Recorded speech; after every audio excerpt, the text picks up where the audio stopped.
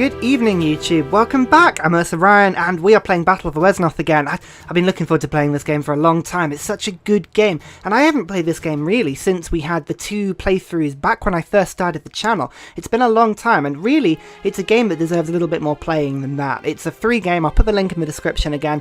Give it a go if you've never have. It's very addictive and very easy to get into. We're going to dive straight into this, and we're going to have another local game. If you remember, we've had an Undead and a Drake playthrough, I think, is our last 2. What we're going to do this time is we're going to try out the random maps option. Now, these random maps can be quite good fun. If I go to the settings, you can see we can sort of alter them here. So I can drag it to 4-player. We're going to have a good 4-player map. We're going to make it a little bit bigger than normal. There we go 60-60 like that. It just means there's a sort of a nice amount of space between people. Max hill size, this is sort of good settings. Villages 25 every 1,000 tiles. I think we want a little bit more than that. We'll put it to 30. And then castle size 9, that's fine. Landform, inland, yeah. Roads between castles, yeah, we'll keep that on as well. That I think is fine. And then look at that. That is a pretty looking map. We will dive straight into that one. So if we go next, we're just going to use all the basic settings. Remember, you can change it so that people level up quicker, or you've got more income and gold, but the default settings are pretty good. And what we're going to do, well, first of all, just set all the computers. There we go, like that. We are going to play as the rebels, and we haven't done this in a while. Remember, the drakes are good in the day, and the undead were good at night. The rebels are neither. They're neither good or bad in day or night. They're a very neutral force, and they're quite good for that. We're also going to have a white mage as our leader, because he can heal, and that's really good. He's a little bit weak for a leader because of that, but having the healing, I think, is a really, really good touch. Apart from that, I think we're going to be fine. We'll just make sure that the teams, that we're all on different teams. That's fine. The amount of times I've started a game and accidentally been on the same team as someone is more than I'd like to admit. But really, we'll dive in, and look at that. Here we go. Random map. Defeat enemy leaders. We can do that. I mean, you can see this is a big old map to get our teeth into.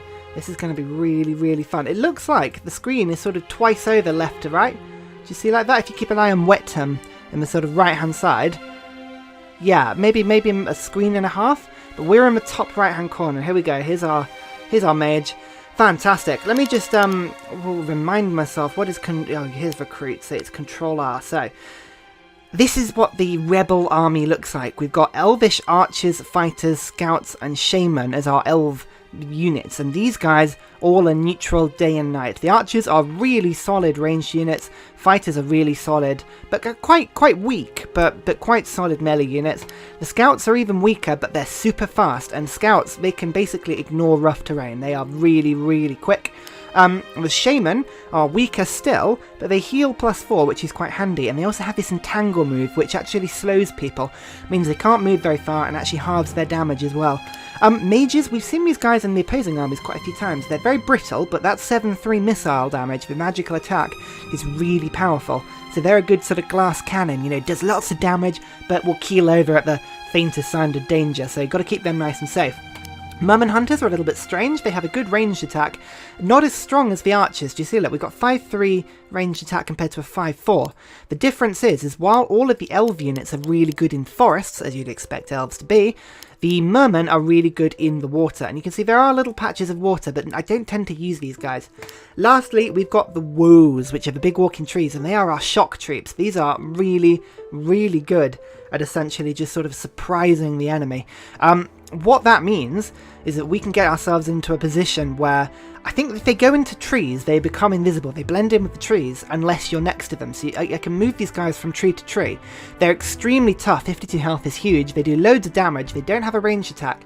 And they're super, super weak to fire, but really good against physical damage. Whereas they are sort of, you'll see, they're brilliant shock troops. But for now, you can see that a lot of them, so like 6 movement for archers. These guys are really quick, but we're going to start off with a few scouts. We start off with 100 gold and 2 gold per turn, but we're going to start with a load of scouts, I think, because these guys, they have great visibility, and I can use these guys to jump and get as many houses as I can.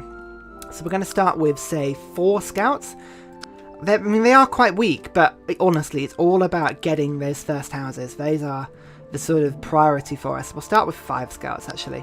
Fantastic, and then we'll get our leader There we go, to go to Newton and take it over.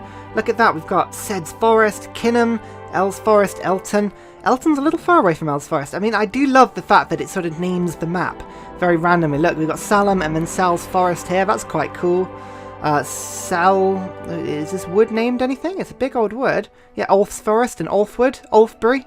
Oh, I love it. It's just such a clever game. But anyway, let's press ahead. Now, if you remember, the tactics that we employ in most games is that we go out and we charge as many houses as we can, as quickly as we can. So we'll go to Elton quickly. We'll use this guy to go down to Kinham. We can see which ways are going to be the best ways to go. There's going to be an enemy castle here, and I think going to the sort of top left castle is going to be the best thing to do for now. Just to keep the entirety of the top of the map safe. I think that's going to be a good strategy. We'll get this guy over here. There you go, give us some visibility. Actually, this one is a quick one. Do you see he's got on the right hand side of the screen, strong and quick. This quick is really good, actually. It means there goes another tile, so he's going to be super helpful later on. And then this guy, the snow really does slow us down. We are not very good in the snow, us elves, but you'd kind of imagine that really, wouldn't you? I think that is about everyone done. So we'll press ahead again. Just we're losing money at the moment, but that's fine. Once we've picked up a few houses, you can see our income will start to go up a little bit. Oh, this isn't -1. This is -1 upkeep. Fair enough. We've actually got 5 upkeep at the moment. God, I haven't played this in a while, so we're going to have to get back into this. There we go. So we just sort of keep our troops moving out. As I say, it's all about just collecting as many houses as quickly as possible. We'll go to the forest here and down to Hoxton. Hoxton off of London. There we go. And we've got 19 gold. So now we're going to start to recruit a bit of an army up, and a regular army at that. We're going to get some archers. Archers are really sort of powerful. Stick them in a forest and they are impossible to hit. The elves are just so tricky to hit once they get into sort of favourable terrain. You can get like 60-70% bonuses. Not something we've really had as the undead or as the drake so far. You really, with the rebels, you do have to play them very, very cleverly because they are a little bit weak. You really do sort of play to their terrain strengths in order to sort of, well, not make them die, I guess. We're just going to keep pressing over to the left and take as many of these sort of opposing... vampire bat. We've got undead. Now remember, if you don't know what the undead are like, go and watch my other playthrough. It's really good. Honestly, I wouldn't lie to you, would I? I'd never lie to you. It's really, really, really good. But the undead are just a very, very competent force. They do like to spawn out very difficult to kill troops. Wozes are really good at smashing skeletons, and mages are really good at sort of blasting away undead. So we'll go for a woes for now. Fantastic. And to be honest, the leader is just going to stay here. He's not going to go anywhere.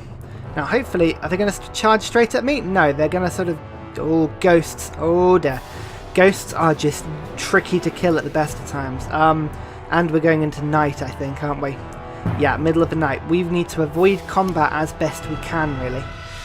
And if you remember, there's 95 houses on the map. It seems like quite a lot, but it'll disappear quicker than you think. We need to be above 25 to be sort of, sort of income positive. If we're less than that, then I fear we're going to get overrun in the long run. So we'll go to Bell's Forest, Stell's Forest, we'll go to Rookham here. Beautiful. I mean, these guys, all they're going to do is they're just going to steal and steal and steal, places for me. What we're going to do is we're going to recruit, and we're going to have 2 elvish fighters, just some normal standard melee troops, just for now, just because we had 28 and they divide evenly into 14. I quite liked that. That was quite nice. Oh, here we go. Vampire bats coming, and they are very difficult to hit. Oh dear, my scouts are just going to be ripped apart now. This is what I mean, we've got to be very careful with our scouts. They're actually not very good in cities. They prefer to be in the woods, which is a little bit of a pain because, if they're in the woods, they don't heal. It's better to have the 8 health per turn, I would think, normally. But anyway, this Ulfswood guy, we need him to run, and we need him to run somewhere that's going to be relatively safe. We'll go to Sen's Forest, I think. That'll be a nice place to run for now. Now you can see if I put my archer on the forest edge, you can see he gets 70% defense. He is strong, so he'll be able to protect this guy. And you can see the difference. But our cavalry love being in the forest. 60% against 40% for Elam. I think we'll continue to take the towns. What we mustn't do is let the enemy, distract us from our real purpose, which is to just keep our income up. And we're just going to move our troops sort of down and south and left. I think that's going to be the best thing to do. We'll keep to the forests here. I suspect we're going to discover lots and lots of undead. Oh, you can see we could go and attack the ghosts, but they are so tricky to hit at the best of times. In night, even worse. So for now, what we're going to do is we're just going to move this guy to the heal point and keep him safe there. What was the easy way of looking at people who haven't moved? I don't remember. Next unit N. Here we go. So you can see we've only got these guys left. No, that's fine. Right. Make your play, undead. Make your play. He is. They're going straight for my forested elves. And considering they've got 70% defense, they hit with 3 of their attacks. That is ridiculous. Luckily, though, I seem to be resisting the majority of their damage for now, which is positive. Now, again, it is night time. Hopefully day will break next turn, I think. I think it's 2 days of... Yeah, here we go. 2 turns of night and then whatever. And our woes, our shock troop is coming. These woes, they're not going to get pushed over lightly by these vampire bats. I mean, a vampire bat can try and sink its teeth into essentially a giant tree, but I don't think it's going to have much success. The vampire bat, again, should we take a few pot shots at it? This 40% defense is quite a pain in the bum. Or should we completely ignore them? It's coming into daytime. Actually, we may as well just ignore them and take their economic advantage. We'll keep pressing them in that way. We'll keep you going to Threnport. Fantastic. And then you. Actually, I might get this horseman to take a pot shot for now. Oh, what shall I do? 5-4 against vampire bats. I mean, it's unlikely to kill them. Only 17% chance. But it's all about dealing the damage. To be honest, I'm not too afraid of these vampire bats, so I'll move to Elfin for now. And then you, I'm just going to keep you in the way to stop them from sort of coming near. So I'm going to attack the vampire bats. See if I can get one of my ranged hits. No, nothing's happening. Fair enough. Tal's Forest, again, we're just going to move on the blue cities now, Selwood. And we're just going to steal the cities from under them. If they're going to fight us, that's fine. We're just going to steal all their cities. I'll go to Nambury here. Wow, we're doing alright so far. Here we go. This is our only guy, and then it's the leader. So, we can recruit. We've got 76 gold now. This is going to be great. What I'm going to do is the undead just really dislike mages. They really dislike mages. So I'm going to make 2 regular mages and 2 elvish shaman. And between these guys, they're going to support our other troops quite nicely, I think. And they turned out. Here we go. What are they going to do? I see. They're going to attack from the city. That was a really silly thing to do in hindsight. The ghost is going to attack the woes. A brave move, but fair enough. And this ghost is going to continue to attack me even during the day. That's quite admirable, to be fair. The regular skeletons. Here they come now. Ooh, this is going to be tricky. This is going to be really tricky. Oh, and the third army from down south. Oh, we've got more undead. 2 undead troops. This is crazy. But middle of the day. This is where we make our advantage tell. We don't get anything. We don't get any more powerful, but they get a lot weaker. Now the woes, I should have mentioned, is regenerative. He will regenerate health for us very nicely. 8 per turn, all the time. Like, they're like trolls. They literally, unless you kill them quickly, they will just regrow, and they are fantastic at that. So what we're going to do is, just while we can, we get 50% defense, or 60%, no, 40% defense in the forest. We're just going to hit this ghost, see if we can smash it with an attack. There we go, 8 damage. Bang. Ghost down. These ghosts do not stand a chance in the middle of the day. We need to make our advantage count while we can. This vampire bat has taken our city, which is admittedly very annoying. So we're just going to have to surround him and see if we can get a few range attacks in. He's only got 50% defense whilst he's in the city. There we go. Almost. Almost. And then we'll get this guy to come in and make the finishing blow. Hopefully. We only need to get 4 damage in. So this one, we've got 3 attacks. 74% chance of killing. I like my chances. There we go. Dead. And we'll move our injured guy onto the village. Splendid. These 2 troops, you know what? The problem is against these skeletons is they don't take very much damage from swords and bows. Skeletons are very tough against regular attacks. It's going to be Woses and it's going to be mage attacks that are going to be our sort of favourable options here. So I think this is the way we're going to go. This ghost, I really want to sort of press my advantage, but I want to go 2 against 1 on this ghost, I think, is going to be the best way.